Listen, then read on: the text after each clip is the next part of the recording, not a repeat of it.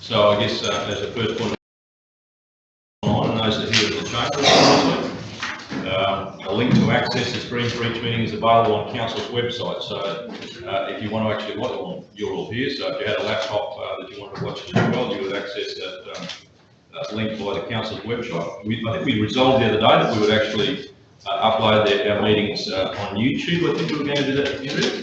So in fact, if you don't get the chance to watch it and you want some riveting evening viewing, you can actually probably go back and click on YouTube and obviously have a good review of the meeting. My wife finds it very fascinating, puts her to sleep very quickly. So the only time that this stream should end is obviously if it was certainly an unplanned break in the stream, which is not something we can do everything about. But if we do go into a closed session, the stream, like we would do for all those that are physically present in the chamber, if the chamber has to close for that part of the meeting, obviously everyone has to leave, and the stream will be closed down, and a suitable message will be across your screen to say that it's a closed session. Now, some housekeeping, something I didn't actually mention last time, now having had the experience of a month of streaming these meetings, is that the microphones are very sensitive, so try not to rustle papers, stationery or wrappers. So we will certainly sort out those people that are writing down things or chewing gum or eating lollies, because we will hear you and you will be picked out. They can't pick up multiple conversations occurring at once, so please allow the speaker to finish before you start speaking. And of course, observing our standing orders to put your phones on silent or vibrate so as not to disturb those around you, and certainly in the gallery that you don't disturb anyone that's in the gallery with you as well. So that's just a few of the notes we have to go through before we start. So councillors, we'll start the meeting, all present. Do we have any apologies for the meeting today? We do have one from Councillor Lacey. Now, is that a leave absence or do we have the meeting's chair? I'll do.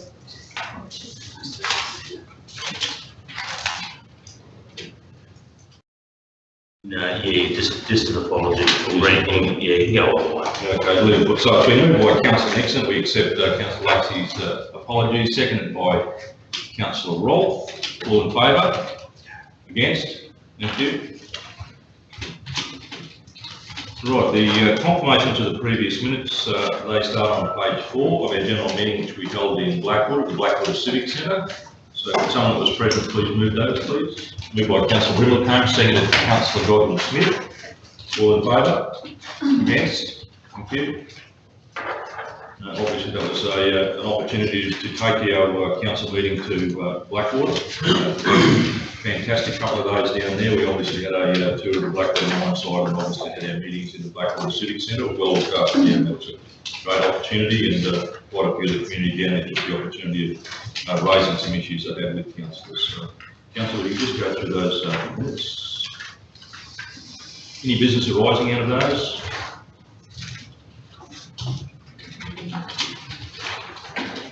A couple of interesting items on there, so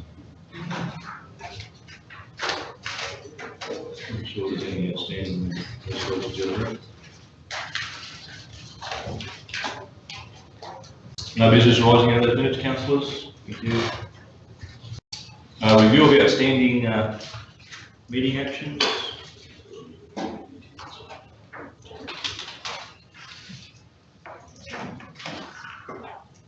Can I just ask a question, Mr. Mayor, to Manager of Infrastructure, Gerard Jabot? There is an item, if you wouldn't mind just following up, Gerard, in relation to water supply at the Dingo Racecourse. It indicates in the meeting actions that it's outlined for budget review 1. It is only a very small project, like less than $1,000, and water to the Dingo Racecourse is quite essential for quite a big family reunion that's occurring in October. And I understood in discussions with the Manager of Utilities that perhaps there was going to be some funding left over from another project down that way that we might have been able to utilise to finish that project in a a shorter time frame. So I wondered if we will be able to just have a look at that, please. Councillor, I'll follow through and provide you a response back. Yeah, thank you very much. Yeah, I think through the mayor, it's really to expedite the project. That's the reality. It's been approved. It's just a matter of now delivery. Yep. So if possible, if we can achieve that one, It'd be very good. it'd be good. That was line item 52 for the councillors that are following that one in the report.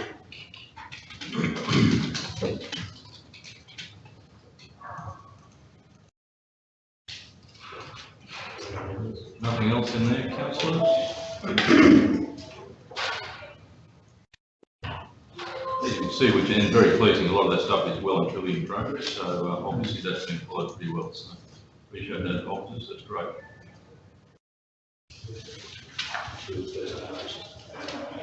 Okay, councillors, material personal interest, conflict of interest, personal gifts and benefits, anything to declare to the meeting? Councillors, nothing? Thank you. Petitions, I don't think there's anything tabled. No, Mr. Mayor. Okay, well, councillors, the committee recommendations, I think the first of them is actually page 10, which is the minutes of the audit committee meeting. Do these one at a time? Yes. Yeah, okay. Would someone who was there like to move those? Moved by Councillor Rolt, seconded Councillor Brindlecombe. All in favour? Against? Thank you.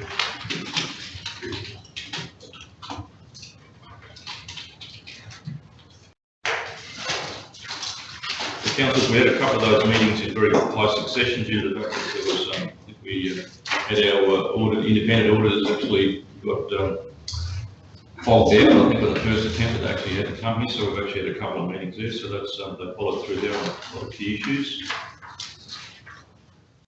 Just probably something to note there, Jeff Hurst is actually, he'd be resigning his position, and that's fairly normal in an audit position that over a period of time it's just prudent that you make a change, and by rotation he's actually going to resign his position, and certainly he's not here today, but we certainly took the opportunity of thanking him very much. He's been an excellent independent auditor, and that sort of independence is absolutely critical in this organisation, to making sure that we have that third party look over our operations. So he's been a tremendous participant in that particular committee. Is there anything in there, councillors? Mr. Mayor, I'll just mention that we did ask if Mr. Hurst had any names to put forward, because some of us would not have any idea of who to approach, and he has done that to Ms. Uren and ourselves. Yeah. And Councillor Rock, yes, he has obviously a very good list of independent other auditors that he's worked with, so hopefully that'll come to something. All right, councillors, the minutes of the Leadership and Governance Standing Committee on the 12th of September, page 16. Would someone who's present here like to move those, please? Moved by Councillor Godwin-Smith, seconded. Councillor McIndoe, were you present in the meeting? You were, in fact. Just checking, that's very good for me too to check. All in favour? Against? Thank you.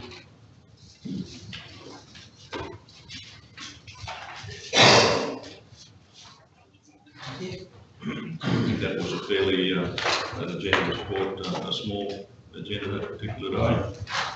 Councillors, will come to the minutes of the Finance and Infrastructure Standing Committee of the 13th of September, the morning down at Blackwater again. Would someone who's present like to move those? Moved by Councillor Daniels, second by Councillor Godwin-Smith. All in favour? Against? Thank you.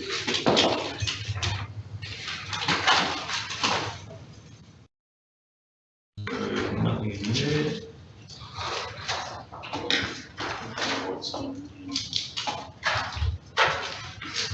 All right, well, councillors, we'll move into the, I suppose, the formal part of our agenda today. The first part is in our page 23 in the community section, and this relates to an acceptance of proposal of a land donation. So, Sandra, are you leading this discussion? Yeah. Yeah, just come on down. Yeah, and Carl, if you'd like to come on down, Sandra. But if I may, on indulgence, councillors and visitors, the proposal today involves an offer by Mr. Carl Morowitz.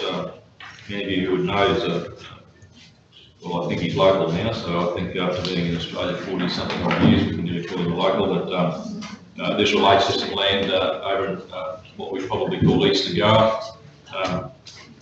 adjacent to the Emerald Ag College and behind the DW complex. So I'll let you lead that report, Sandra. Thank you. Thank you, Mr. Mayor. This report is following a report that was presented to the previous strategy forum on the following an offer of donation of land by Mr. Morowitz to the CHDC board on the 27th of July. The report was brought to the strategy meeting with more details of the councillors, and the report today is requesting that the councillors consider the recommendations in the report for the formal acceptance of the land. You will notice in the report, in the plans that are attached, that there has been a second plan submitted with a redesign of the layout of the land that is proposed for the donation. And Mr. Morowitz has indicated that he's made the change in the plan and the site and the layout because it will provide better access and usage and allow the preferred access to the sewage and water lines to be more efficiently used.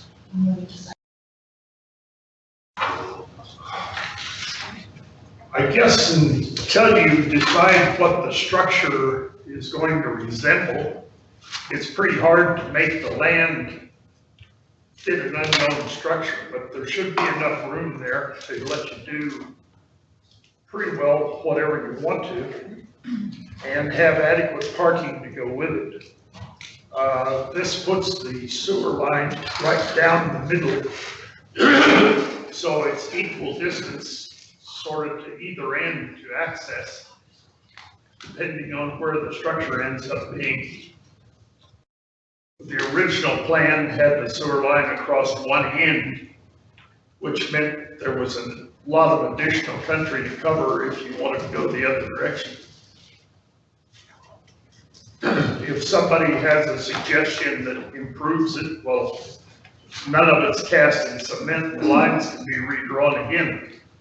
But until you know which direction you're headed and have a reason for it, why it's probably as good a plan as we can come up with now.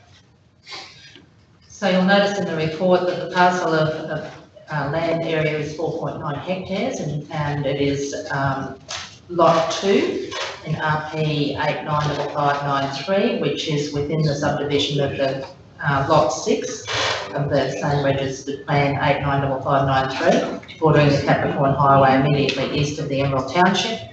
And the land has been offered to council as a portion of this lot. The donation, Mr. Morowitz's vision for the donation is that the development and construction of a multi-purpose facility for the purposes of entertainment, events and evacuation purposes and to service the Central Highlands region.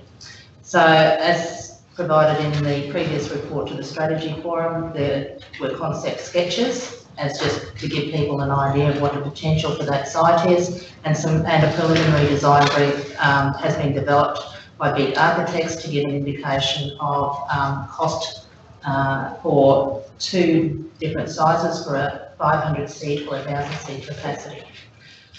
So the recommendation from the Central Highlands Development Corporation Board is that Central Highlands Regional Council accept the donation of part of the land described as Lot 2 of the Registered Plan 895593, subdivision of the current Lot 6 Registered Plan 895593 and located adjacent to the Capricorn Highway east of the Emerald Township.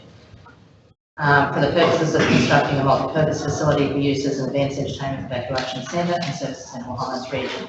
2, that council progress the transfer of title in the subdivision of its identified land to its ownership, and that council, in consideration with its economic development agency, the Central Highlands Development Corporation, progress the facility planning and development in liaison with the donor, Mr. Morowitz. And 3, that council formally express its gratitude and thanks to Mr. Morowitz for the most generous philanthropic donation and congratulate him for his foresight and concern for the future economic performance, cultural development and well-being of the Central Highlands region and its visitors. Well, thank you very much, Sandra. And can I thank you, Sandra, for facilitating the donation of this land, or the opportunity of accepting the land, I should say, probably at this juncture, and for working in with our planners, and they've had the opportunity of looking over the configuration, as has council had the preliminary discussion in our strategic meeting in considering this site, and whilst it's obviously a considerable gift to our community. It's obviously prudent that we obviously make sure that those things that council inevitably manages and seeks to impose on lots of developments, obviously we've got to go through that process. So we've been through that. So councillors, the proposal is there before you. It's a 4.9 hectare site of land, so obviously it's about 12 acres. As most of you can see from the indicative map and some of the drawings there in relation to the ag site and Chalcedony Road, I think, which is the constructed access currently there. The site effectively is almost a large square, almost in shape. And there's tremendous potential around there, obviously, with the agricultural and educational facilities next door that perhaps some of the ideas that Carl has for the future of it, and certainly council has, that it'll obviously be a very good fit in that vicinity. But is there anything councillors would like to add to that, to the proposal at all, or certainly to Carl's offer of it? It originally was a part of land that was offered to the CQU, so Carl's generosity, it was not extended to this council. It had previously been extended to that educational facility. Unfortunately, at the time they went over to, or they did partially accept it and then went over to proceed with that. But certainly in making sure that Carl's vision for that piece of land could be realised, he obviously persevered and he obviously thinks now's a good time that, given lots of circumstances, that this sort of development potentially could be of significant benefit to the community that he's accepted as his own for the last 40 years. And I know I've had the opportunity before, but we certainly are very, very grateful for your consideration, and the recommendation is there that we accept that, and obviously the responsibility of bringing the land to a subdivisible state that we can accept that gift of that piece of land. So if council's got anything to add, or someone would like to move that. I'd just like to thank Mr. Morowitz for such a generous donation to the community. I mean, there's not too many people get up and hand out a block of land that's really a useful block of land for anybody that owned it. And so I'd like to extend thanks from the community, as well as council, that thank you very much. And hopefully we can fulfil the dreams and get something worthwhile for the community built there. So that's my contributions. Just well said, Gareth. Thank you very much. Well, happy to move that, Mr. Mayor, and in doing so, again, just reiterate Councillor Nixon's comments, but and I think Carl, we've certainly had the opportunity to work together for nearly 30 years now in regards to community and the growth of this region, and your focus has been very much on the Central Highlands and making sure that things go well here. You've always given us all support, always counsel, and I think in lots of cases the way forward in a lot of the difficult issues and in times when things were changing and we could not quite see where we were going, but you always had that great vision for the future, for the region, that was able, I think, to lead many of us through those times when we have seen over the last 4 or 5 eras of the region, significant shift in our community. So Carl, thanks again. This is the leadership you're giving here is also one that's based very much on education and culture and security of the community in times of trouble. So it's just a wonderful gift. It's a gift that will live with us forever and this community forever. So thank you for that, and for your pass on to your wife and family our deepest appreciation for the gift. Thank you. Thanks. Well done. Councillor Bell. Well, that's been moved by Councillor Bell. Is there a second? That's Councillor Brindle. All in favour? Against? Thank you very much, councillors, and thank you very much, Carl and Sept. Thank you very much. Appreciate it very much.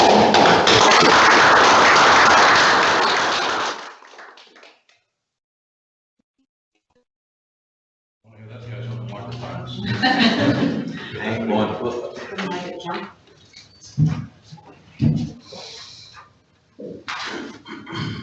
Thank you, you very much, councillors, and thank you for your kind words, Gail and Paul. And as I said, it's a significant gift, and obviously for the next few years, I'm sure, before we see that necessarily the fruition, they'll be interesting times. But it's certainly nice to have a piece of land in a pretty significant location like that that we can all work with. So I know that gives Carl a lot of satisfaction to see that happen. So we'll be doing a good turn for him.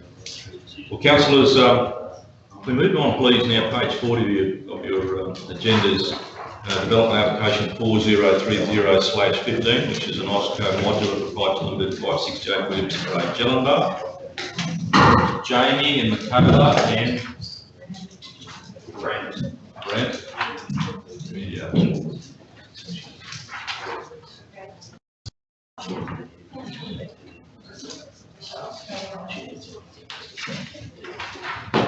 So the senior planner has decided that she's quite happy to palm this off to her staff. Thank you very much. Thank you, Joan. Excellent. Well, Michaela, I'm assuming you're just going to lead us through this. Why not? Yeah, thank you very much.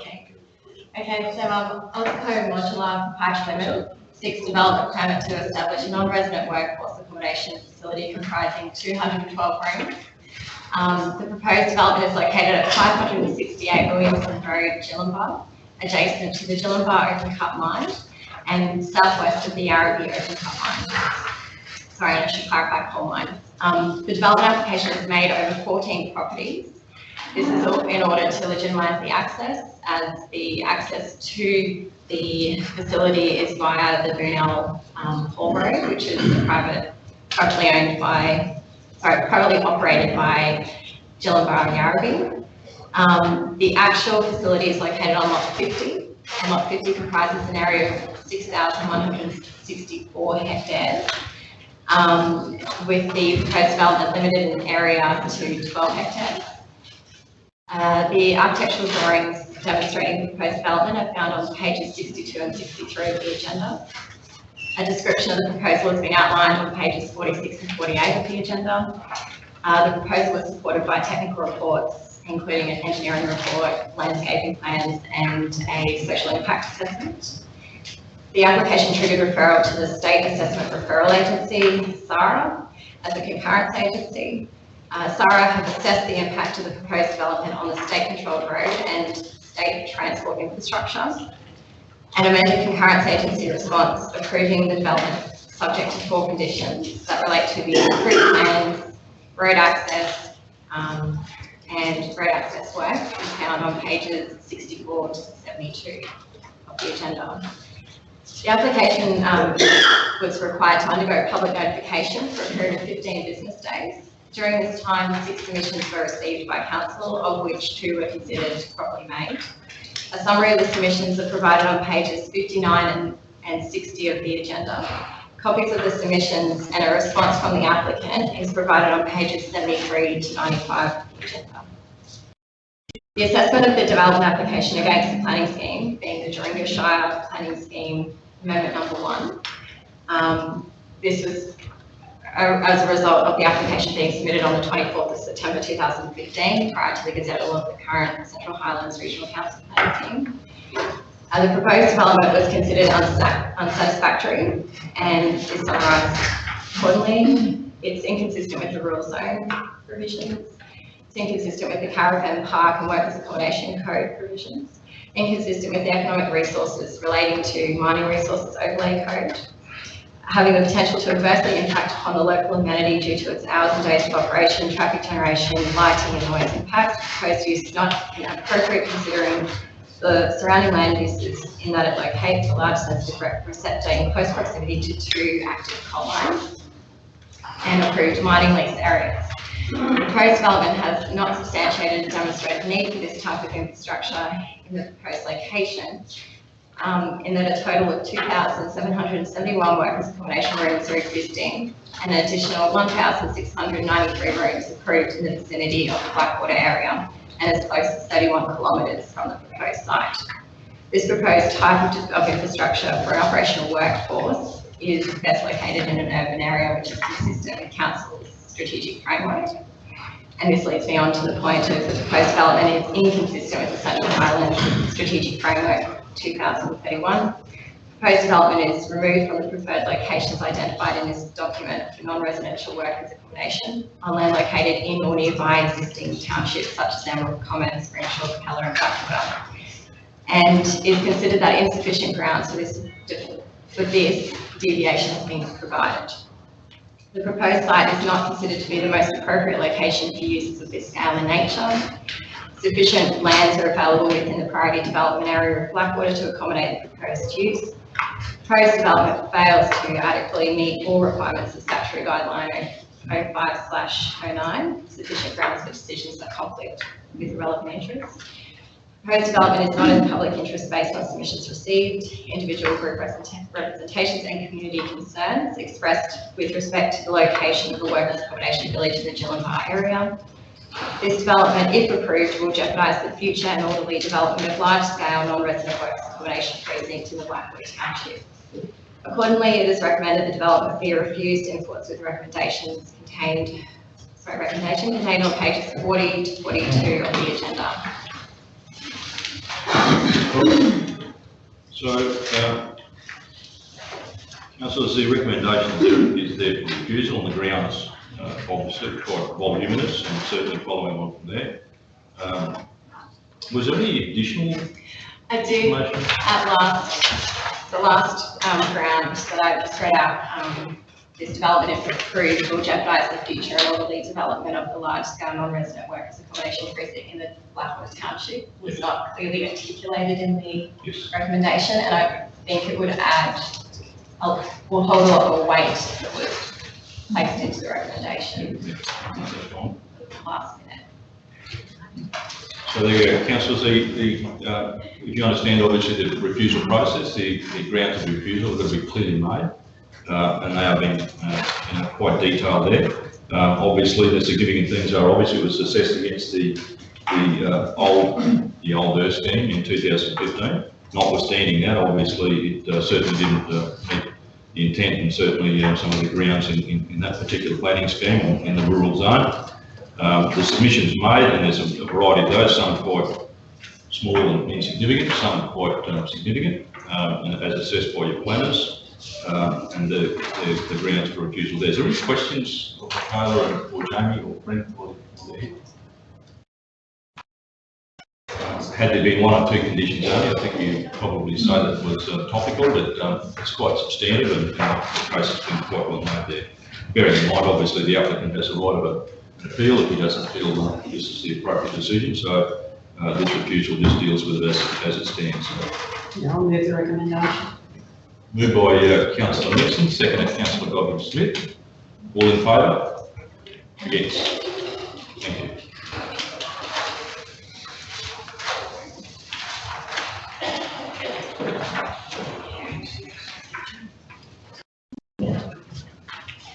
Thank you, Michaela. Thank you, Brent. Right, the next one is another development application 4130/12, an older one even, Orica. As you can see, this is an application for an extension for a relevance period. Talia, you're going to lead us through this. Thank you. A request has been submitted by Groundwork Plus on behalf of Orica Australia to extend the relevant period and subsequently change an existing development approval for material change of use, workers accommodation facility for 80 units, and high impact industry major hazard facility, including ERA for chemical manufacturing, chemical storage and sewage treatment on land located at Hopeville on the Capricorn Highway, Boowara. The development approval comprises of the industrial part, which includes plants associated with the storage and distribution of ammonium nitrate, and the storage, distribution and manufacturing of ammonium nitrate emulsion. And the workers' accommodation part, which includes 40 permanent and 40 temporary single persons accommodation rooms, common room, kitchen, dining, laundry facilities, office and training rooms, as well as associated car parking, loading and vehicle manoeuvring areas. The site is located on the Capricorn Highway between Bingo and Duringa. The site has a total area of 1,434 hectares with the approved activities being contained within the northern portion of the site, comprising of a footprint of approximately 40 hectares, or 2.7% of the total site, inclusive of buffers, with the remainder of the site to be continued to be used as rural pursuits. The applicant has requested a 4-year extension to the relevant period of the existing approval. It is stated that Orica remains committed to the development. However, due to the number and cost of subsequent permits required to be obtained prior to commencement of the use and the downturn in the mining industry, additional time is required. The approval was given a relevant period of 4 years, which allows the approval to remain in force until the 10th of April 2017. The request has been referred to the State Assessment Referral Agency, or SARA, in accordance with the Sustainable Planning Act, and SARA, as a concurrence agency, issued a response stating that it has no objection to the extension being approved. That's is available on page 115. An assessment of the request has been made against the Sustainable Planning Act and the current laws and policies, and is considered appropriate to support the extension of the relevant period for the existing development approval. The application is recommended for approval subject to the conditions, and their recommendation for your consideration is contained on pages 96 of the agenda. That's the council, that's the Orica site. Quite ironic that you would have a group of people living next to a brittle manufacturing plant and calling it a honeybar. So we will all hope that it stayed very inert. Councillors, that's obviously an extension to a currency period. It's quite normal that even though it goes till the 10th of April 2017, that they will come in and extend it prior to that, obviously allowing for their plans.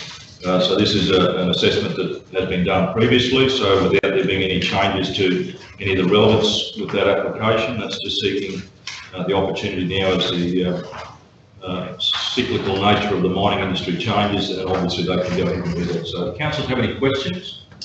Yeah, just, I know this has previously been approved, and I really don't hold with 4 years extensions. I think it should be 2, but you know, I just think that if they haven't done anything, like, you know, we can hold off there for a long time. And harking back to when we first approved this, there was, the main roads hadn't put a passing lane on for the main thoroughfare there, like the main cap highway.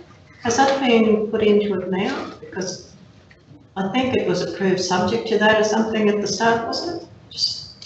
I remember there was a lot of talk about no passing, overtaking or something there. There was a slip lane for the lane. turning of the trucks, because the majority of the trucks were travelling westbound. Yeah, rather than flat. there's only one side, it wasn't it? So, Yeah, that's correct. Yes. So there wasn't really any treatment for the turning to the right. Yeah, and I think that we're talking about having kind of an overtaking lane as well as that slip lane because of the traffic that's on that cap highway. Yeah, I think what was originally referred to back then, it would have been the Department of Transport and Main Roads. Yeah, but they never asked for it, did they? There was a requirement to upgrade the intersection. I'm not exactly 100% sure of what the details were, but they've since had another look at it and they're comfortable with their original response. I know it was cause for concern at the time, and we mentioned it because they were carrying dangerous goods. So, and like there's no map in here to show what's happened about that road, so. So the original referral agency conditions are contained on 131 to 167. Yeah, I just couldn't see that. Conditions were in there as well. So what's it say there about access? So, Yeah, I mean, if it's surmising all the trucks go one way, well, they don't all go one way to start with if they're going to distribute. I just thought that was something that we brought up at the start, I remember. There is a condition in the concurrence, well, the SARA conditions that requires a treatment, an upgrade treatment to that intersection. They're on pages 136 and 137, the TMR response. They've got conditions there about the intersection, and the intersection must be standard and designed and constructed generally in accordance with That's the the intersection. It's just a slip lane as far as I remember on one side, nothing on the. So at some point when they drop in their operational works, that obviously the road construction we consider that time. Having had I suppose the opportunity to have SMEC report it down, and they probably won't be applied without a slip line. So whilst it's not specified there, the condition catching that is the, when they deliver their operational works, Yeah. then obviously TMR. It's just something that we need to keep a watch on, because that highway has a lot of traffic on it these days, and it is dangerous goods that they're carrying. Mayor, it does say on page 137 that prior to the commencement of use, the applicant must provide an intersection located. Yeah, so I say what the. Yeah, no, and it's fairly broad at that point in time until such time as the operational works is lodged, and then they do it as an assessment of the site, and they will catch it for sure. I know, and I just, when it first came up, we were talking about that, so I just wondered what had happened in the meantime. So. Thank you, Go. Do talk about traffic lights there, putting some lights in there at that intersection. Yeah, illuminated turn off there. I think in subsequent to the report that came with the overhead loading facility at just east of Blackwater, where there was a fatality, there's now been lights that's been required there. So I think any intersection that requires the TMR design work that's required for that intersection will now have illumination on the Capricorn Highway. But that's certainly a point we're following. Any other questions? Sorry, Christine? Just on the accommodation units, I don't agree with the accommodation units being put out on the site. We've just voted to have one lot of units not put at Jelly, so why are we, accepting an application for accommodation units to be outside of? Yeah, that's over here, Michaela. So, I guess at the time the application came in, they were not considered, council's position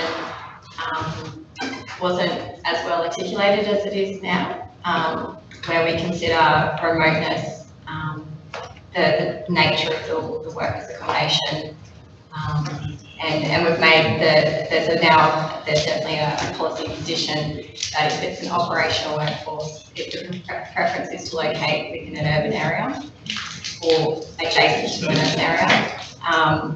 So at the time of assessing the development application, there wasn't any policy provision around it. In saying that, we can have regard to it now, but it may be difficult to not support an extension to time based on our current position, given it's a component of, so you can't review one component of the development application because it's combined land use, so you've got to look at it as a whole package.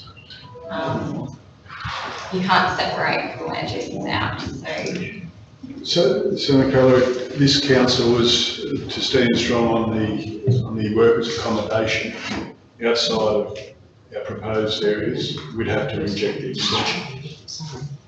the whole entire extension. That's correct. And it's something that I certainly support Councillor Rolfe on. We did just decline one application. And here we are granting an extension on something. What are the implications? Can someone suggest to me? The proposal was, the proposal was a total of 80 accommodation units, 40 of which would be temporary in nature. So they need a total of 80 for the construction phase of the project. But once the construction was finished, they only required 40 units on site at any one time. And I think there was some requirements for security purposes. They did have to have a certain number of personnel on site at all time, given the nature of the facility. But whether they need 40 could be a question that we go back to the applicant and ask if that's the concern of the number. Now, my concern is that we're actually going to approve something that we've just said we don't approve of. So that's where, and also, you know, me personally feel that the small communities in the region need supporting, but that's where the units of accommodation should be. And then every site needs security, so they go out and put on staff for security. I mean, this is, you know, I don't think that you have to have 40 units for security purposes on the site. I mean, that's getting off the track a bit, I'm sorry, but I just don't, and I can't see that we can't. The rationale for why they proposed to have 40. Yeah, they have a roster. So I think majority of their workforce is located in Gladstone, so they'll be driving out to the site and living on the roster period on the site. So, well, without getting into the technicalities of it, obviously, you know, if you look at the proposal of both those applications, they are substantively different. Fundamentally, maybe there's some commonality, but certainly they are fundamentally different. So, and they, you know, they will and could be tested. So, I mean, that's what's good at. So the recommendation there is to obviously to approve the extension. Does someone want to move that? Yeah, I'm going to move that. Moved by Councillor Gott, seconded. Councillor Gott Smith, all in favour? Against? Sorry, let me just, sorry, we'll just count these again, please. 4? 1, 2, 3. 4. Against? 1, 2, 3, 4. So I've got the casting vote, I'll vote for the approve. Thank you. Well, that's a bit of excitement now, that's been good. So, we don't have 0 for the rest of the year.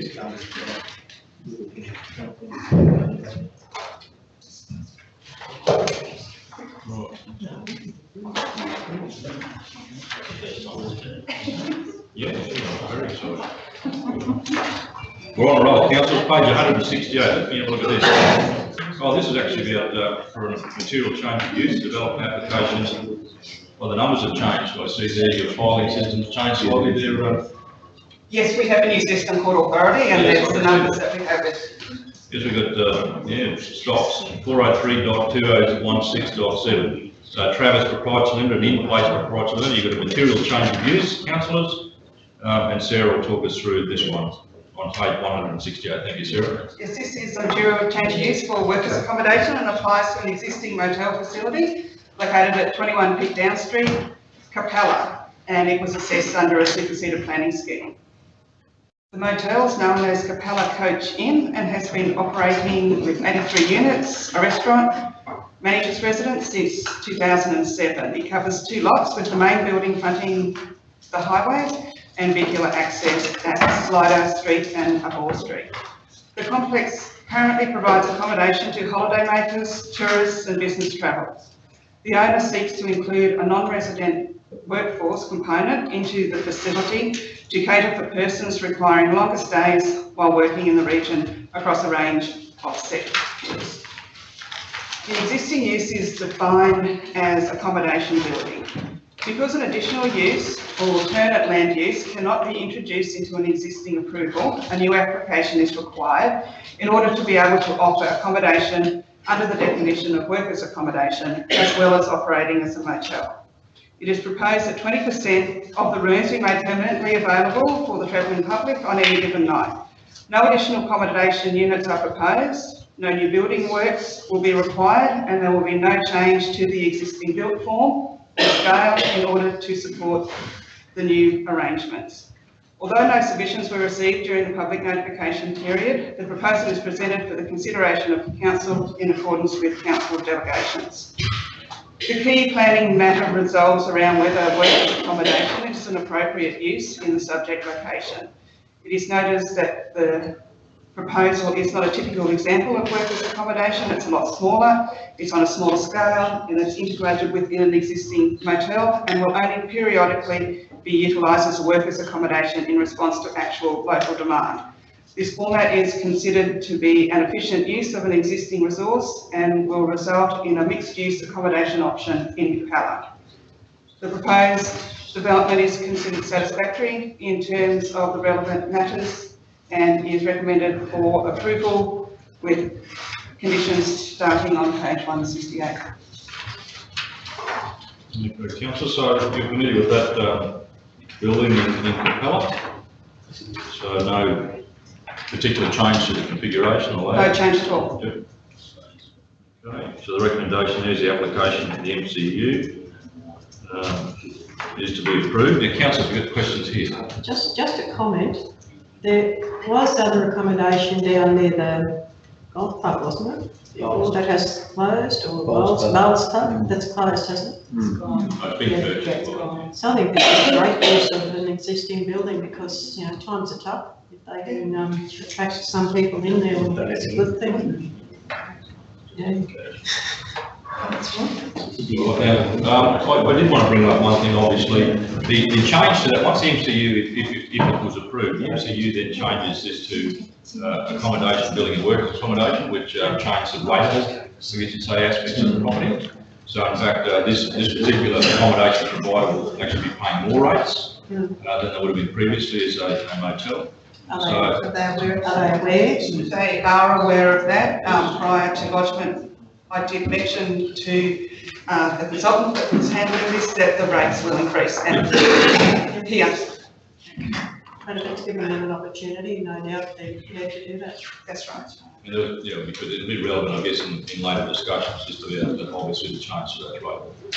So, councillors, it's good to see that some people are taking initiative and obviously meeting the demand of the present economic climate. So, councillors, the recommendation is there for the approval. Is someone happy to move that? Moved by Councillor Brindle, seconded Councillor Bell. All in favour? Against? That's what I like to see. Thank you. We're back on a roll. Thank you. Unanimous?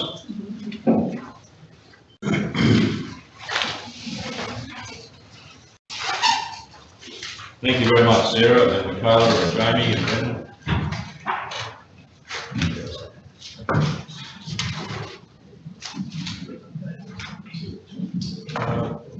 Councillors, page 186, I think we've moved to now. The rates and charges discount period extension.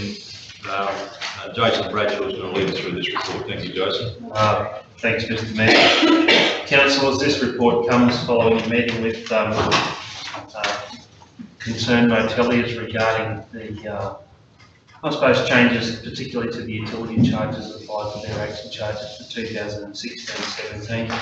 We've tried to deal with those issues, I suppose, particularly in order of the timeliness in relation to the meeting and also the close of discount date, which ends tomorrow for rates and charges. So while there are a number of issues that were addressed in that meeting, this report only really seeks to address those issues related to the payment time. The other matters I'm seeking to defer to the strategy meeting on next week so that we can discuss each of those issues in hand. Predominantly those issues were about, you know, the property valuation changes and what those resultant impacts on rates are across the board. The changes in the rate of discount for the early payment, that's been something topical across the board. Changes in the local economy and those impacts on occupancy, and obviously any issues there related to hardship as a result of that change in occupancy.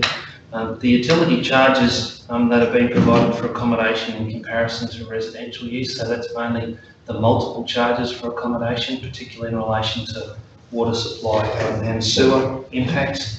The calculation on the basis of those charges and the equity associated with that calculation, rate arrears in council's collection processes, and the comparison of utility charges across other councils.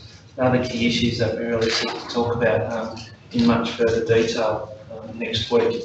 So the issues discussed in this report really are about looking for mechanisms to provide an extension to the time to pay based on the quantum of the changes to the rates and charges, and also the fact that notices have been issued earlier this year than last year, and there is a shorter payment term this time, resulting in essentially rates and charges now being due about 60 days earlier than they might have been last financial year, and that's been obviously an issue to people in their business planning.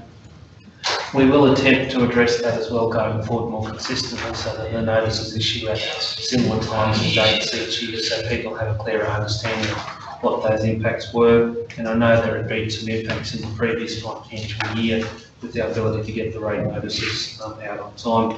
So the report is relatively straightforward. It has been subject to some legal review, and that's why the wordy recommendation sits there in the form that it does, so that we're using the appropriate mechanisms in the legislation to extend the time for payment, as well as to continue to grant the discount that relates to that early payment for those properties.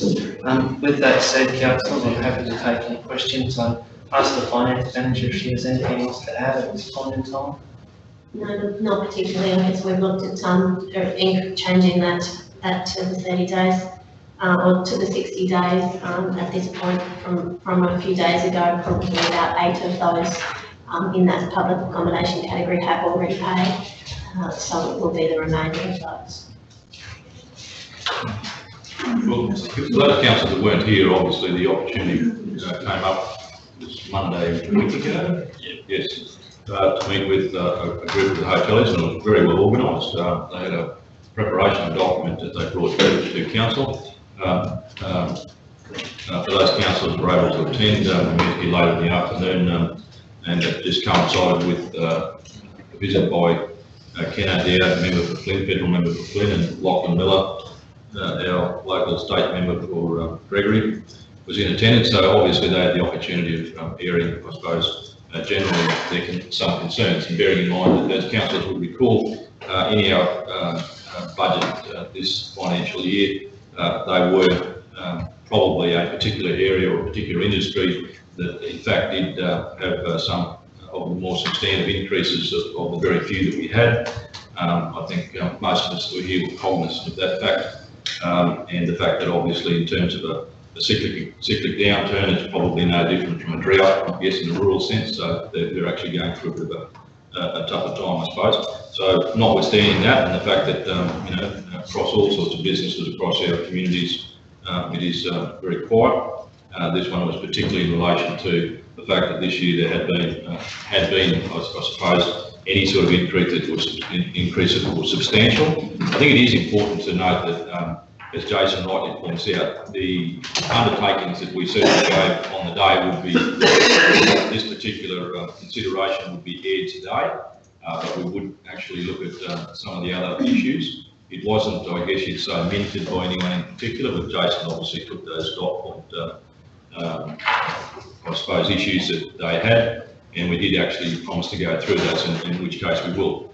So whilst we did actually circularise the report for today in relation to this proposal, it wasn't the only part of it, and I think there was a little bit of a misunderstanding there, I think, from a few of them this morning, that was the case. We are obviously taking the opportunity of bringing a more broader response to it, so we'll need to articulate that to them. But obviously, at the time, those councillors present, we said we would take this proposal back to our full council and have it for your consideration. So if there are some questions you'd like to ask Jason or Shelley before we consider it, councillors. Through you.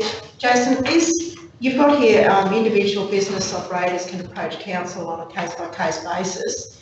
Are we not making that known publicly enough? That, because it seems to me that they, or did they feel that by coming as a group they would get more hearing, I suppose. But it just seems to me that there's people that, you know, any individual can come and case by case, but do they know that? Do they really know that? Through you, Mr. Mayor. Look, I'm not sure if they actually know. If you might recall on the night that I made the offer for people to come and talk to me, I've had one person come to me out of that group. Just in terms of the numbers, councillors, there are 39 properties across those, 15 or 18 rating categories. As Shelley said, 8 have paid. About 20 of them have had an increase of less than 5%. So we're talking about somewhere around 19 properties that have been impacted by this change. All we can do, Councillor Rolfe, is better advertise that through the rate notice period to say if you're having trouble paying, then certainly come and approach council on a case-by-case basis. The other point that came up on the night, which we'd like to discuss further, is getting people into a discipline of the payment in advance or payment plans, so that people aren't necessarily having to pay a bill at the end of the cycle when the cash flow mightn't be there to support it. So that's really just another business planning tool that we'd offer to assist them with. But it just seems that the communication hasn't been good enough. Well, I think more broadly, Councillor Robb, I think we, in our review of our budget strategy going forward, I think we'll make sure that there's a lot better communication. I mean, these are things that have always been in our rating policy, but quite frankly, I suppose in times where perhaps we're not as concerned, or it's in an economic cycle where we tend to perhaps overlook some of these things, that's not the case. But when it turns, then every opportunity we can reflect on obviously happens, and I think that's the case here. But I think more importantly is, with any individual ratepayer, anytime, anywhere, very happy to listen to their concerns and obviously front it. And I commend Jason for his response so far, and obviously we'll be able to advise the group regarding today's decision, and certainly be able their other representations and address those. Do you want to add anything, Kirsty? No, I will, Mr Mayor, just briefly. I think most ratepayers advocate for themselves when they need to, and our customer service model means that we should be negotiating with or discussing with anyone that raises concerns. The interesting thing with the delegation that came to us last Monday was that they were able to make us aware of some circumstances within their industry that we weren't aware of. And so I think it was very helpful that they organised themselves in that manner, put forward their views. And that's actually given us some information that we need to respond to, and that's why we scheduled it at a future strategy meeting, and we can go from there. So it's all work here from there. One further comment. Councillor Rolfe, in relation to the matter that you raised, as a result of today's decision, we can write to each of the property owners, let them know the change in discount, but also put some more offers in there about payment arrangements and coming in and talking to us about their individual circumstances.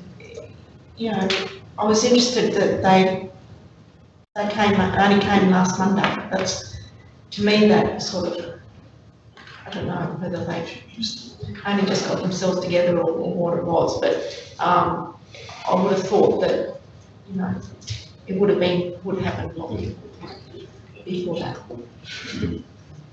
Sorry, Councillor. No, just a comment through you, Mr Mayor, that we've still got 6.2 million outstanding rates. We know everybody is hurting, and it's good for them to come and put forward. I know I wasn't there, so I never heard all the comments or what their concerns were, but I think that across the board, everybody's hurting at the moment. Every small business, if you go to them, they're hurting. And I just don't know, I think the rates, the time closes tomorrow or the next day, isn't it? So, it's kind of a bit late to change any extension of time, because everybody else deserves that same extension of time, I feel, because every business will say that they're hurting as well. So it's just a comment, because I wasn't there the other night to hear them, so. Well, that was the reason we brought it along here for council consideration. As I said earlier, they were specifically, I suppose, in our rating budget this year, they were specifically probably the industry that did in fact get a significant, well, some rises, not significant, I said, and it was capped, any rise was capped. So not that should be justification for this, but it certainly was the industry that was probably someone that was paying more rates this year than they were last year. So I'm not disputing what you're saying, but that was the reason that came on. So. Can I make another comment here, please? Yes, you may. That running council as a business, I think we also have to consider the impact of the cash position. I did ask Shelley yesterday about what would be the change, the difference in revenue received, etc. And council does have a good cash position. However, it does impact on the business. I think that should be pointed out. No, I think that's sound advice, Councillor. Any other questions? Well, Councillor, the recommendation is there, and it's, I'm assuming, Jason, as you pointed out, the sections that you referred to obviously refer to categories that we're dealing with, to specify those categories from 33 to 30 to 70. So Councillor, is someone happy to move that? Sorry, Mr. Mayor. We did add a sentence at the bottom of that recommendation. I'm just trying to find it on the screen, acknowledging the group's attendance. Yeah, that's right. I can read that out, Susie, if you just talk that around. It just says, further that council expressed its appreciation to the moteliers and hoteliers who took the time to meet with council representatives as a delegation to discuss concerns on September 19, 2016. Council notes the issues raised and commits to providing a response to all issues formally tabled. And that relates to the document, the 3-page document where they tabled their key concerns. So that'll be the subject of a future strategy meeting, and from there there'll be a formal response back to all of those business owners on those points. So the immediate need, through you, Mr. Mayor, was to address the discount issue we've just spoken about. And the bigger part of the industry problem is for council to consume that information and have some discussions and then provide feedback back to the business owners. So, Councillors, with that resolution, someone happy to move it? Moved by Councillor Robb, seconded by Councillor Brindleton. All in favour? Against? I'm so sorry. For? Against? Thank you. Unanimous. Thank you, councillors.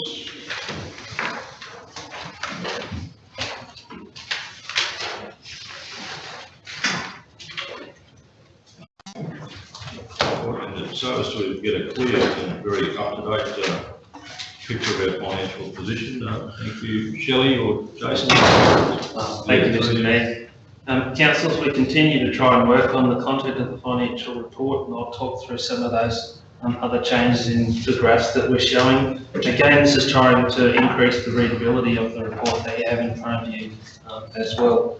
So, one of the things to note from the operating position is that the rate notice is obviously issued, and those revenues are shown in the 2016 August financial information.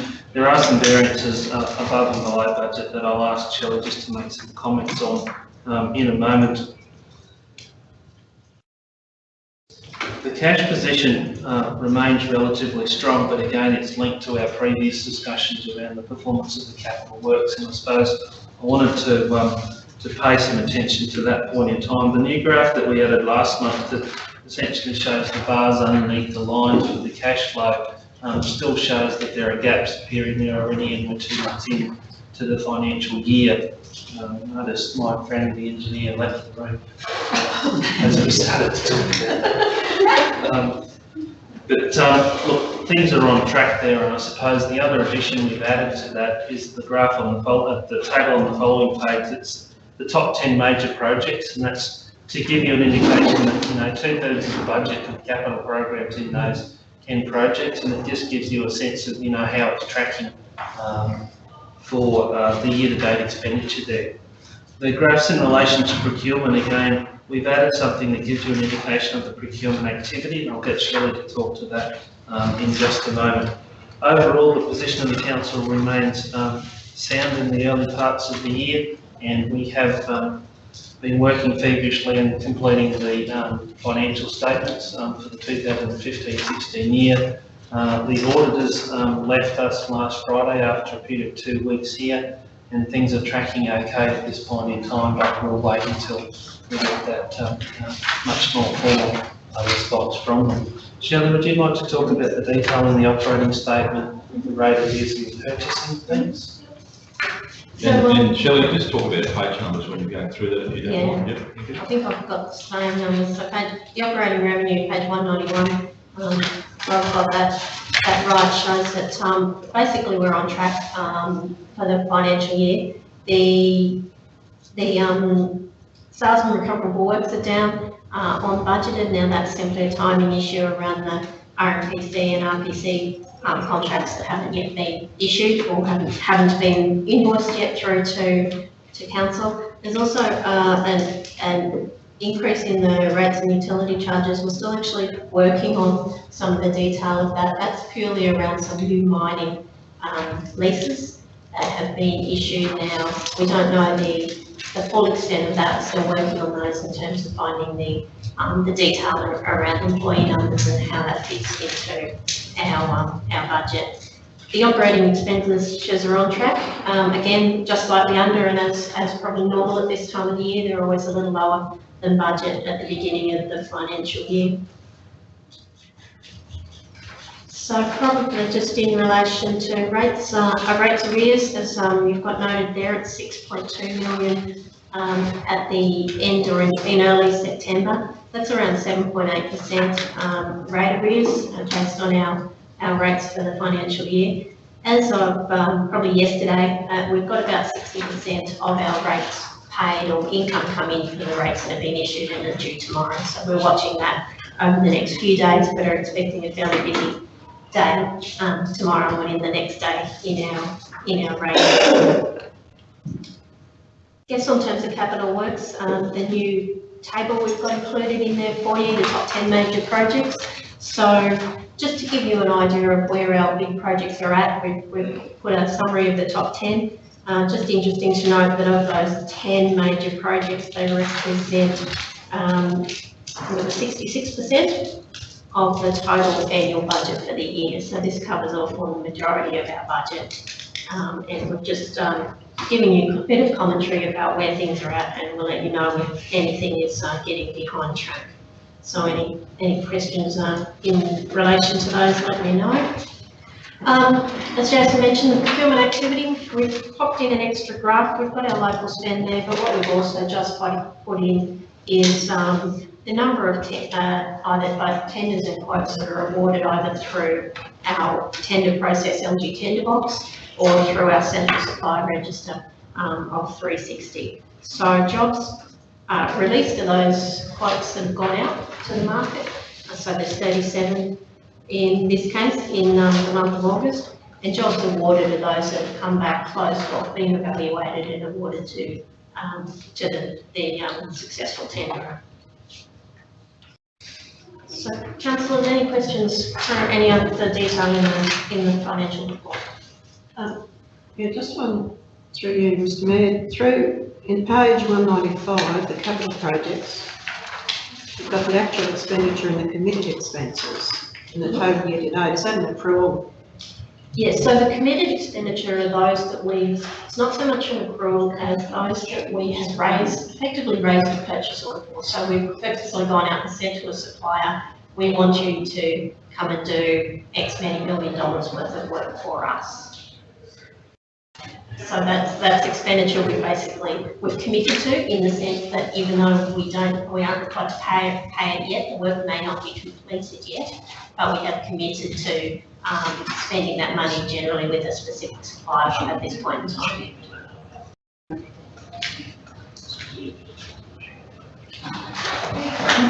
Just with those outstanding rates, you've got a non-rateable, Yes. 73,000. Yep. I asked the same question. So They're non-rateable, they're never going to pay it.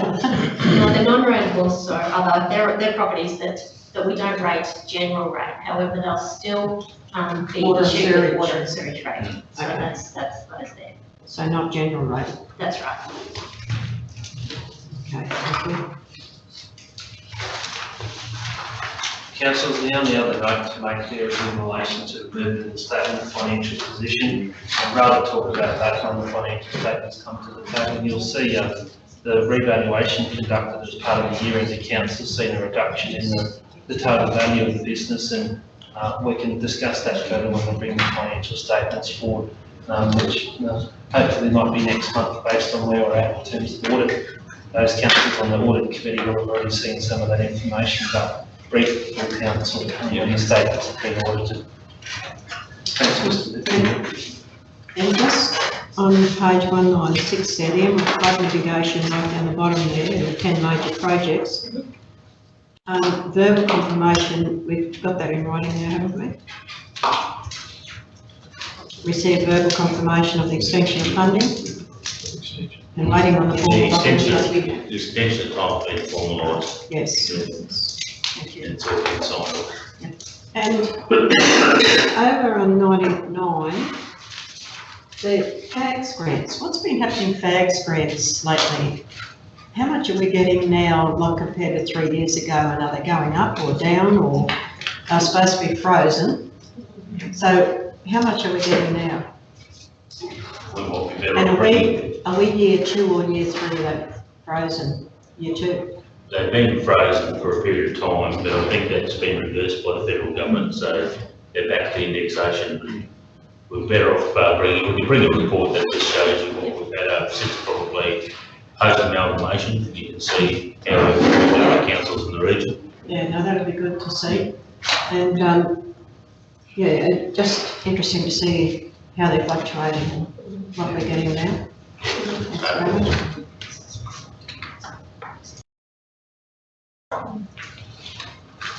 Any other questions, councillors? That's just for noting. No, it has a recommendation. It has a recommendation. Okay, that someone have moved that. Moved by councillor Ross, second councillor Daniels. All in favour? Against? Thank you. Right, page 202. The delegations register. Councillor and CEO, Lila, to speak to those. Thank you very much, Shelley. Thank you, Joseph. Just a reminder, Lila, no paper shuffling or making excessive noise. Thank you very much, Mr. Mayor. So I'm bringing before you today the newest update from the Local Government Association of Queensland in relation to the Council to Chief Executive Officer delegations. So the updates are received every year in February and August, and there were quite a number of changes again this time. We have set those out for you, outlining the new legislations. It is of note the mining and quarrying one that has been included was included at the request of Central Highlands Regional Council. So, and we've actually made further requests to the LGAQ to provide funds for airport and other areas as well. So the Stock Act has now been repealed, and there are a number of amended legislation. And it is we're asking today to pass those delegations on to the Chief Executive Officer to ensure that we have adequate decision-making power as council. Lila, do we get to test the CEO that he removed? He's actually been delegated. I did run him through it earlier this week. Right. How did he go? Yeah, pretty good. Pretty good. Should be a few KPIs in there, shouldn't there? I was going to say the River Improvement Trust Act of 1940, does that one spring to mind? I don't know what years then. No, well, there, Councillor, that's just a procedural change. Obviously, they change all the time effectively, so the review is a prudent thing to do. The recommendation is either under that power of section 257, those delegations that talk about their new ones, repealed ones, amend ones, and existing ones. Is someone happy to move those? Moved by Councillor Nixon, second to Councillor McIndoe. All in favour? Against? That was in favour of the resolution, not in favour of Councillor McIndoe, I assume. That's correct. Thank you very much, unanimous. Thank you. Thank you, Lila. You're in the hot seat for a while. So page 211, the delegations registered in, that's council to the standing committees. Thank you, Lila. So again, after the updates we received, we've actually done a review of the delegations that have been handed on to the standing committees post council's meeting on the 28th of June. And we've actually determined through a risk assessment that there was a need for multiple committees to have to help delegate certain decision-making powers, which were also delegated to another committee due to the decisions that were being put before them. So as part of that process, we consulted with King & Co solicitors to determine whether it would be valid or considered valid to award all delegations to all standing committees to ensure that they had adequate decision-making power. King & Company advises that they saw no legal impediment to us taking that approach. And in further considering I've outlined in the report a number of benefits as well, in that taking this broad approach will provide autonomy to each of the committees and allow for decision making to be made at committee level, rather than requiring all decisions to be made at the council level. It will create a degree of flexibility in allowing decisions to be made by varying committees, and will reduce the risk associated with resolutions being made outside of the committee's delegated decision-making power. We have determined, however, that there is a risk of decisions being made at committee level, which should be made by whole of council. So in order to mitigate that risk, we will require that the standing committees show an understanding of the standing orders that were adopted earlier this year, as that is the document which provides the guidance on their areas of responsibility. So what we've done in relation to the delegations is, instead of updating the current register, we've taken it back to the start and we've created a whole new delegations register. So in adopting this register, it will in fact repeal the old one, will take its place.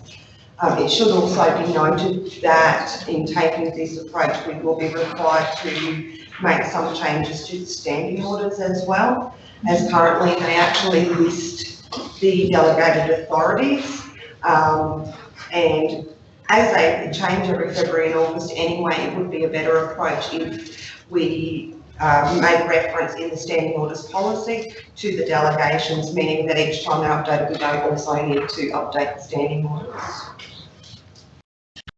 So, Mr Mayor, if I can just add to that, I certainly support the recommendation in the report. There are some risks associated with doing it this way. And you might recall when we framed our standing orders after the creation of the standing committees, we agreed, and this information is captured in the standing orders, that certain committees will deal with certain things. And a clear example was planning matters. No committees would deal with planning matter, they would always go for a general meeting. So we've put in place some safeguards. It's important to note that if this recommendation gets up, which I believe it should, it's going to give those committees similar power to the full council. But the benefits are greater than the risks. An example is, if a committee was to tackle an order of business that it didn't have delegated authority for, but it thought that it did, and you can see from the list that you've just delegated to myself how confusing it gets, then if there was a legal challenge, there may not be any effect given to that decision. So if we made a decision, we didn't have a basis or a delegated authority to do it, then we've got a risk, we've got an exposure, and that could cause more problems. So therefore it makes sense to cover off everything by delegating full authority to each of the committees. But the trick lies in, or the safeguard lies in our prudential management of business on each of those agendas, and making sure that we use our ability to refer something to a general meeting. If we're not comfortable with the committee tackling it, we've got the ability for the mayor to do that. He can make a call as a committee member to say that should be referred to the full council meeting. But the committee also has the ability, through a procedural resolution, to refer something to a general meeting. So there's safeguards in place. It's important for us to remember that and to be thinking about the types of business that are on those committees and where they belong. We also manage that or guard that process by trying to plan out where certain items of business fit, whether they should go to a general meeting, or due to timing it might be more convenient for it to go to a committee meeting. So I just wanted to labour that, because it's important to know that this is going to give full power to the committees, but the standing orders are our guideline for how we manage that. And the standing orders can be, I can't think of the word for it, but suspended, that's the word. They can be suspended at any time. So they're our guideline or rule that does or does not have to be followed. So therefore it's incumbent on all of us to understand the authority that the committees will have and just make good judgment about the order of business and where it's more appropriate from a community or a council perspective to have it on a committee or have it on a general meeting. But I support the recommendation. We've had good legal advice, and Lyle's been able to articulate the benefits and disbenefits of this approach. Councillor, I forgot to add to that as well. We have that, I suppose, inherent safeguard that the makeup of each of those committees, if it's not a unanimous decision, can actually come back to the General Council. So we've got lots of checks and balances in place there to handle that, and thank you all for that. So councillors, the recommendation is there about the delegations register for the council to those standing committees. Is someone happy to move that? Moved by Councillor Brimblecombe, seconded. Councillor Wall. All in favour? Against? Thank you. Okay, well, Lola goes again. Expenses reimbursement and provision facilities for mayor and councillors on page 216. Thank you, Lola. Thank you. So as you'll be aware, we've approached this policy a number of times. Most recently, at special meeting on the 6th of September, when we workshopped through a number of options that would be available for inclusion in the policy. That has all the requested changes have now been made, and I'm presenting to you that policy. I'd just like to run through some of the changes that we did make.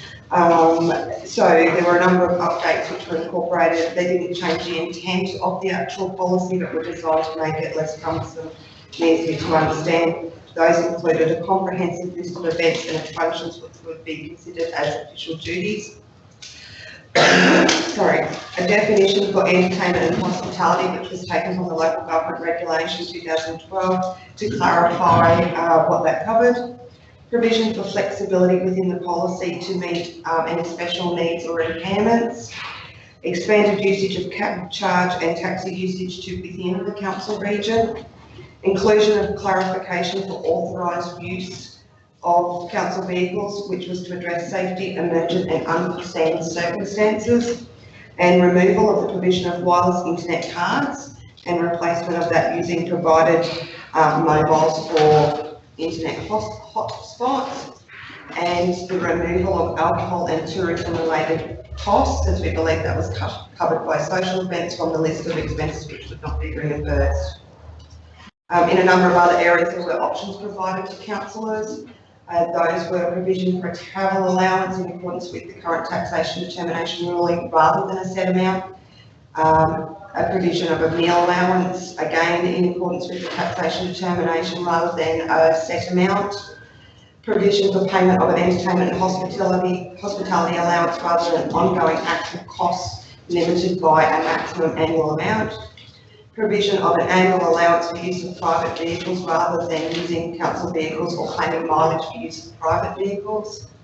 Provision of an allowance for use of private landlines, internet costs and mobile phones rather than having council provide mobiles and paying access fees for landlines and internet.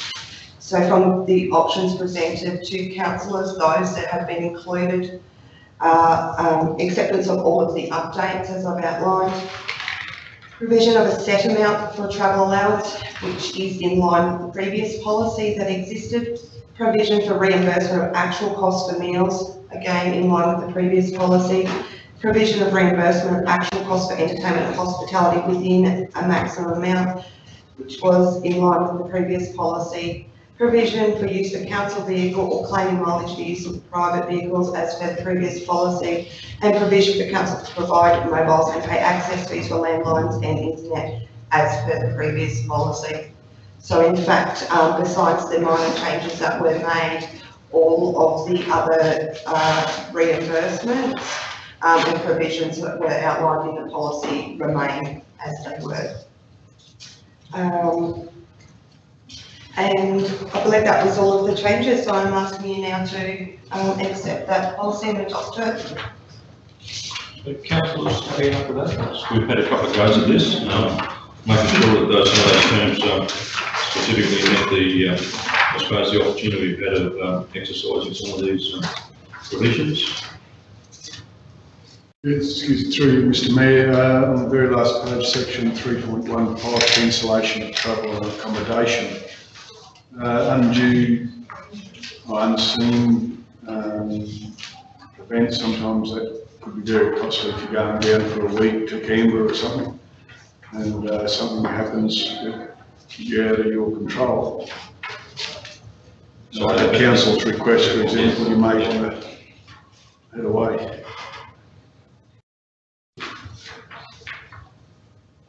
Yeah, I think that's unfair because, through you, Mr. Mayor, the only circumstances that would prevent a councillor from attending an official an event would be health, family, serious financial type circumstances. So I think that's unfair to suggest that the councillor should reimburse those costs. In most cases too, there might be a deposit lost by the council, but not typically the entire investment. So perhaps we can reword that. Says submission to the council to waiver the reimbursement would be required to avoid such costs being imposed. But let's not get hung up on that. We'll tidy it up based on this discussion. Yeah, well picked up, Councillor. All right, with the amendments to that section, is someone happy to move it or recommend it? The recommendation, Chairman. Moved by Councillor Robb, seconded. Councillor McIntyre. Hold you responsible. All in favour? Against? Thank you very much, Lola, for those. Thank you. Good work from there. I was thinking you'd left and gone, mate. Councillors, the late, is it late or just Well, no, it was inadvertently left out. It's an inadvertent agenda item here, which is a CHDC service level agreement August update. Sandra Hobson, CHDC, is here to talk to this report. Thank you, Sandra. Thank you, Mr. Mayor. And this report is a requirement of our service level agreement to provide monthly reporting to the council in relation to our service level agreement. So I will take it that you have read the report, but I will identify some key points within the report. The business development support. So our business development support officer has done significant business visits across the month, with 54 business visits to Emerald, Terry, Capella, Blackwater, Bluff, Dysart, Springsure and Gentfields, with 16 days out of the 25 directly connecting and supporting businesses. To various levels, there's also been an increasing number of startup businesses making contact with us to assist them in establishing in the region. So probably just a note to councillors that we have in excess of 3,500 businesses in this region, and the role of the business development officer is to assist those businesses that identify a need of support or look at diversifying or growing their business and put that request to us, and particularly with the visits to the region. So, however, it is, while she does do cold calling in most communities, it is not possible to contact every business in the region. And so sometimes you may get contact from people who identify that they haven't been contacted by the business development officer. And some of those that we've followed up on, we've actually identified that connection with those businesses has been made, but it's been to a different person that you have had discussion with. So that may be some of that criteria that where you've had contact from businesses in relation to that. But certainly we do promote that people are very welcome to make contact with the office and with Rani to connect with those areas if the information is provided in the e-news as well. So, and if there are businesses that you find in your visits to businesses around the region that are looking for support, then please let us know. Events. So I've spoken about the Farm to Fine Dining Regional Produce Showcase that happened in Brisbane in August, but just as a follow-up to that, to let you know that there has been some positive activity out of that event, with one international bank actually connecting and providing significant investment to a project, and that In addition to that, we've had connection with a company who's looking at doing regional food tours and garden tours to the region as a follow-up to the information that they have received about the positivity of the event and the outcomes that were achieved in that. In addition to that, a number of people who attended the event have identified that they've made some very good connections in relation to business in the region and have progressed activity in that area. Central Highlands Multicultural Festival, we had 26 food stall holders selling food and all identifying a very positive outcome in relation to the income they generated and food sales that they made. 6,000 people did attend the event, however, not as long as they have previously because it was a very cold night, and we can usually tell if the bar's not busy by 9:30 if there's usually a reason, but people have gone home. And it was an incredibly cold night, so I think people did leave earlier than would normally have been expected. But the entertainment was great and we had positive responses, so we move on to the planning for next year. The registrations are now open for the 2016 Central Highlands Investing in Our Future conference. So that's in a month's time, we'll be participating in that. Registrations are starting to come in. The two-day event will include 4 site tours with follow-up workshops and forums around the region, and then there'll be 2 networking events, and the summit program on the second day will provide speakers who will deliver information about the region as well as looking at the higher opportunity and where the potential is for the future. And we've secured some good sponsorship and support for that event as well. And we've started planning and discussions for the preparation of the Central Highlands Business Excellence Awards, which will occur in October next year. So we're just developing the partnerships with CQU, the Local Buy Foundation and ourselves in relation to a calendar of business skilling workshops that will happen between February and September to support those businesses who will be nominating for the awards, but also in the lead up to the event to grow business sustainability and capability as well. There's information provided in the report in relation to the grant submissions and funding applications that have gone in, so that gives you some detail there on the total project costs as well as the funding requests. In relation to regional development, the Central Highlands Development Register is being finalised currently, and it will be available and released for the Investing in Our Future conference in October.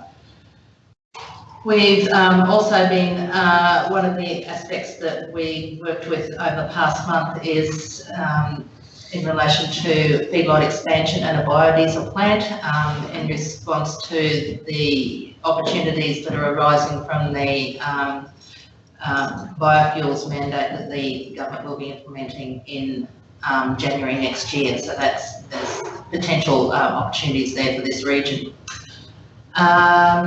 Tourism development, significant work is being done in that area. We are coming to the end of the season. For the tourism season, the Visitor Information Centre is identifying that they've had an increase of 34% in sales over the past year, and that they've had an increase of 26% of numbers of accessing the Visitor Information Centre for the year of 2015-16.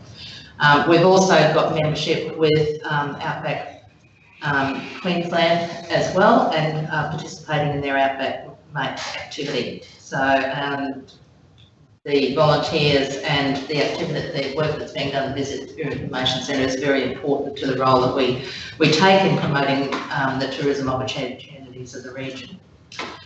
So the agriculture precinct, we have employed an agribusiness development coordinator. Liz Alexander has been successful in that position, and will be starting work with Central Highlands Development Corporation on the 3rd of October.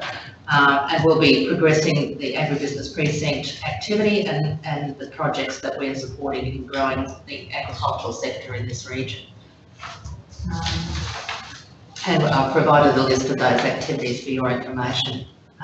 We also had the auditors at CHDC for 2 days. Meant to be 3, but we got out early, so I'm not sure what that means.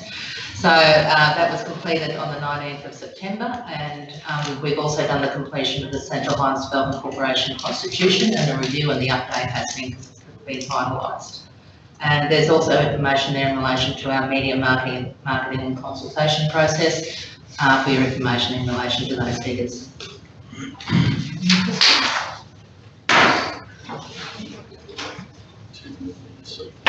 Thanks, Sandra, for your report. Just a question around the business development and support. Business, like events for businesses and training, how do you approach those now? And I guess considering, you know, Emerald and also the other towns around the region. As in, like, how do you approach that? Like, do you just do it within Small Business Week, or have you got more planned? As identified as the Business Excellence Awards, we've got the calendar of workshops that we're in the process of planning. So between February and September next year, there'll be a series of about between 15 and 20 skilling and training business events that we're developing in conjunction with CQU and with Global Buy Foundation. We also still will be doing the business breakfasts. We do Small Business Week, we participate in that, so a number of those sort of aspects. And they're located all around the region. Great, thank you. Sandra, you may or may not know, but the grants and funding building our regions round 2, have those business cases been submitted? Yes. Yep. And do you know when we? So building our region. Yeah. I'm not sure on the timeframe. No. That, I can respond to that through you, Mr. Mayor, that they'll be submitted today, this afternoon. I thought it was close. Yeah, close. And then when do we roughly expect to hear? Not too sure, but it is an EOI process, so I'd imagine the turnaround time will be fairly quick. And then that will invoke the second stage application process. And through the chair, one comment around the Sandstone Gem Hills Interpretive Trail project. The project manager has actually been appointed now, and they're in process of like starting their role within that project.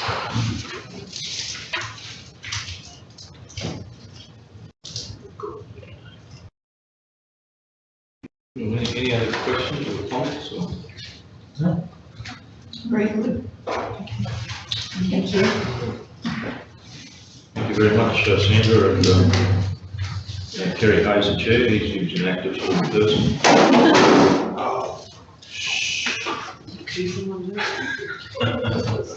Good John hustling there. Councillors, general business.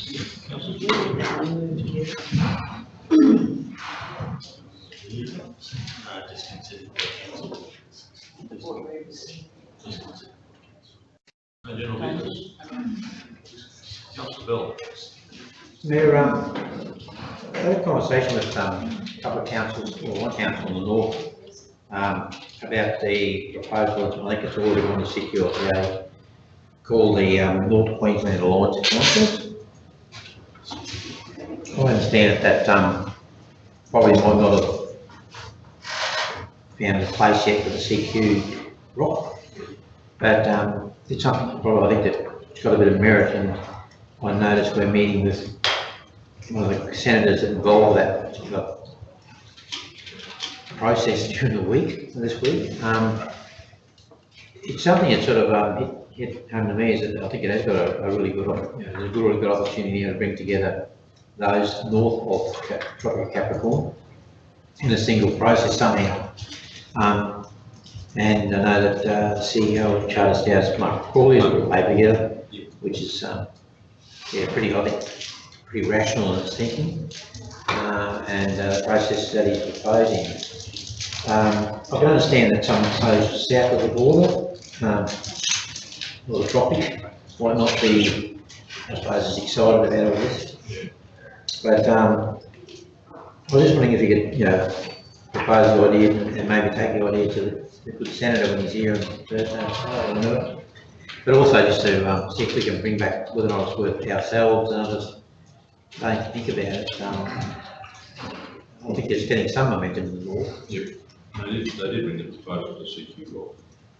Yeah. Just as a bit of, I suppose, information sharing. So I guess council have had an opportunity to have a read of it. Yeah, Mr. Mayor, I'm not too sure if the councillors, I'm not too sure if the councillors have seen it, but I'll be happy to distribute the paper. Yeah. It's entitled The Future of North Queensland Local Government Association Discussion Paper. and it was listed as an item of business on the CQ Rock agenda, held at Warrabinda on the 1st of September. It didn't attract a whole lot of discussion. That said, and in defence of the CQ Rock, the focus was on other matters around the future of the CQ Rock, and there was a number of presentations, and there was also some business that prohibited us spending a lot of time at that meeting, so we had to be respectful of that. But I'd be happy to circulate it to all the councillors and have a look at it. I think it's something my understanding is that the LGAQ Association sort of sees some merit in it, and if we are going to probably have a process of engaging, prioritising, doing all that stuff, advocating in the whole North Queensland, Northern Australia strategy, it's probably handy for us as Northern Australian local governments that Queensland have some policy process in it. And I think that there might have been an example where other groups have taken things like roads and other things away out of local government, and it's got away on us. A lot of energy, some money, a lot of design, a lot of stuff went into that. Whereas you're not going to lose that sort of, you don't lose that momentum. I think, as I said, was inside the tent that you do if you sometimes take it outside the tent.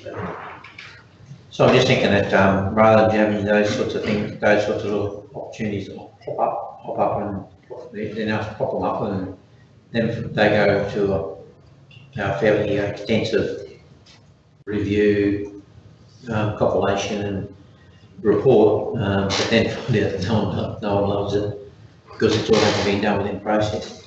That it's a waste of time and waste of energy, and we've got to start again. No, I think the problem going is that the gateway to Northern Australia, I think, highlighting this something. So, no, it was, it was a pretty tidy summary, so as Scott said, we'll distribute that. Right.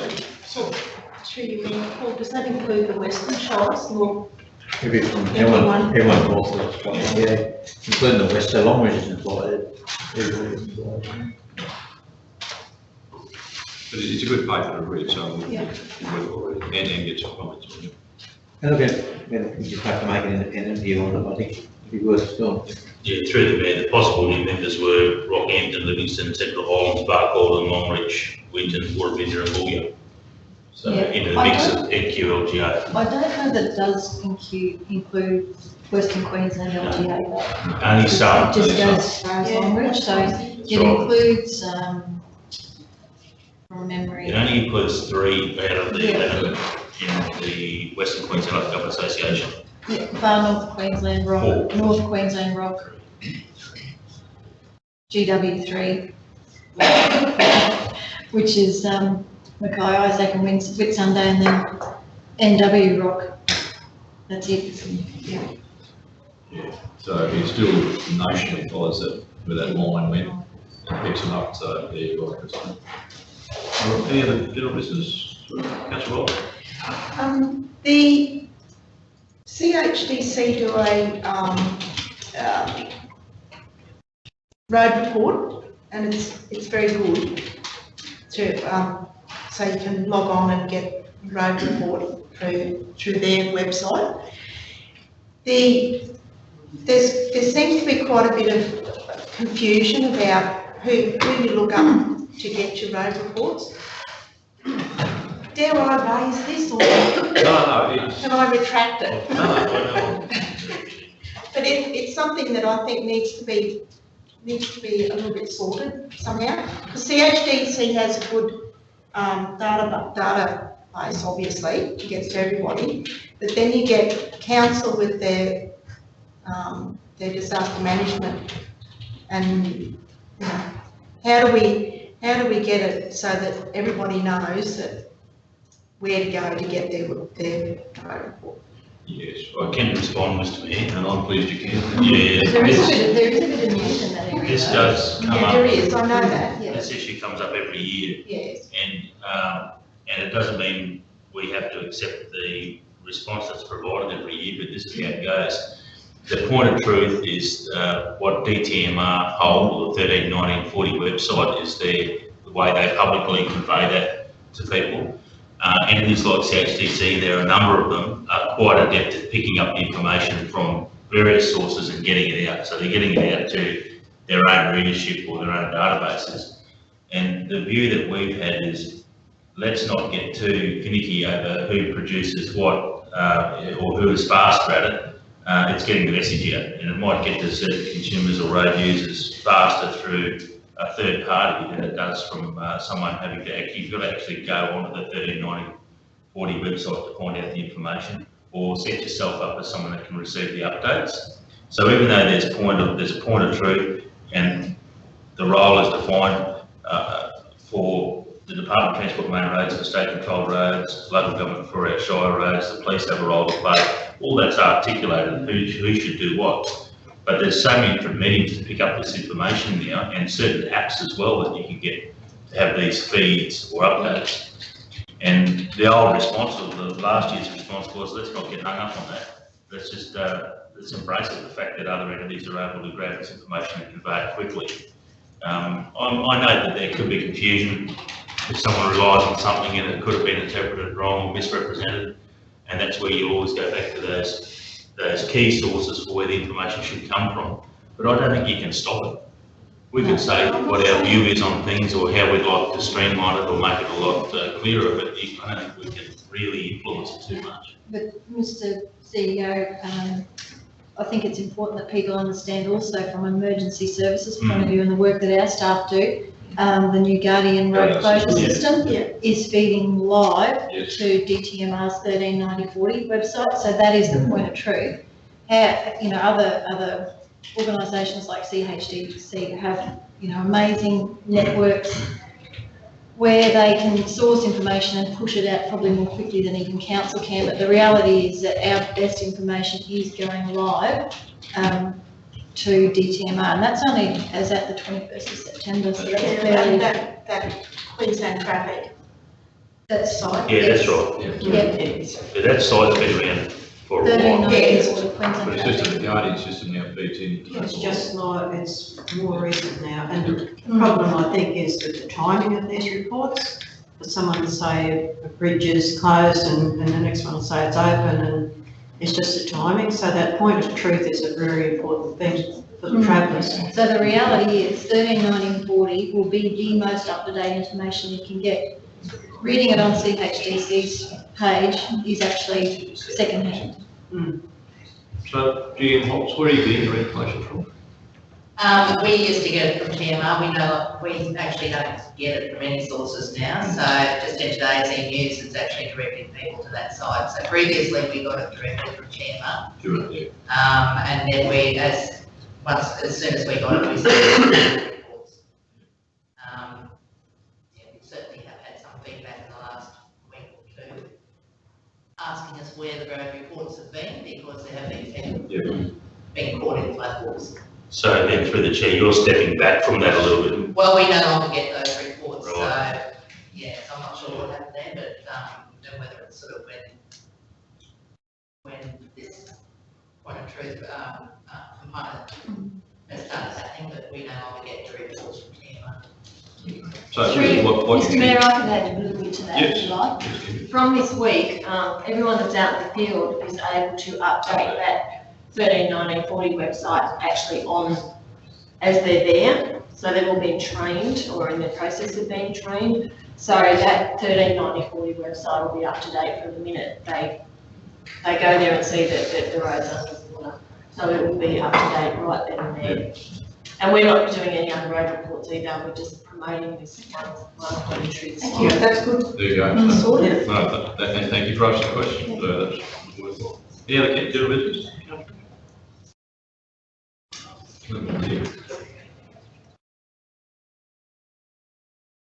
Councillors, if there is no further business, I'll declare the meeting closed at 3:49. And thank you very much for your attendance. Thank you to our gallery for attending today. Thank you. Thank you, Mr. Mayor. Thank you.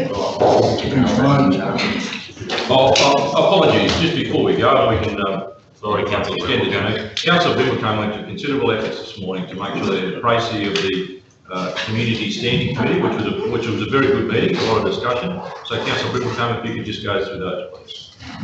Okay. 5 points on top.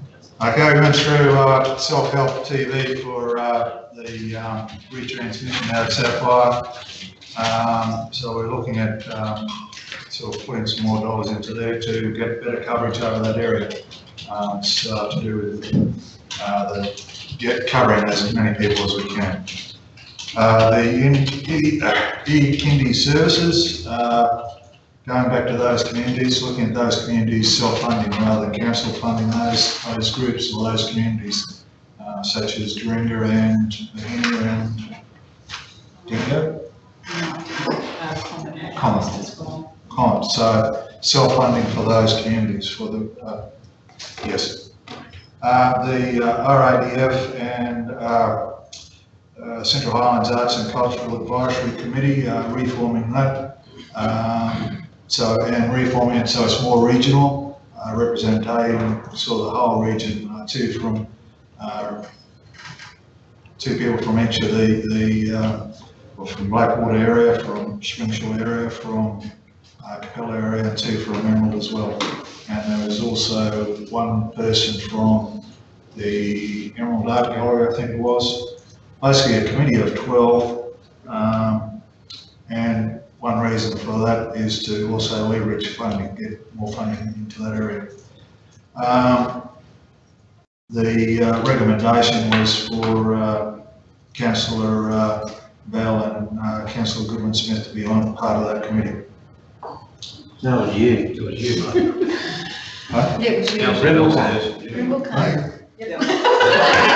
Councillor Bell. All right, endorsing. Oh, I got it. Yeah, I'm caught already. And we also.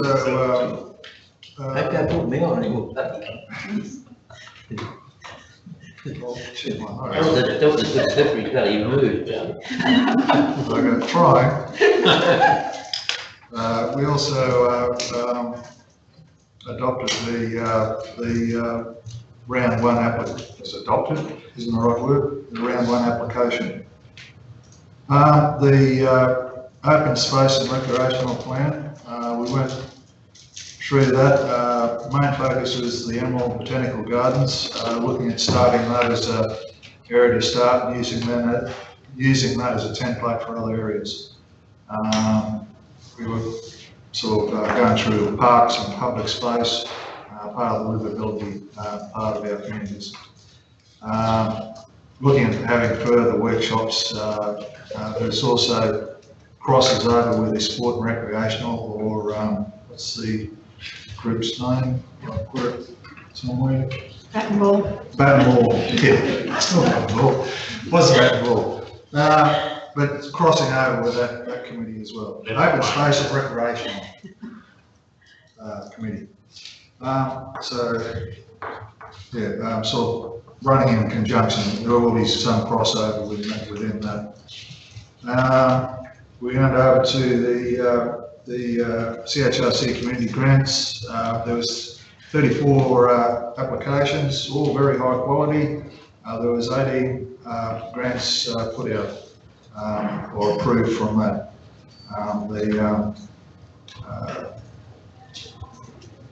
Deputy Mayor Goodman-Smith said it was a robust and thorough process. Very, very good quality of applications.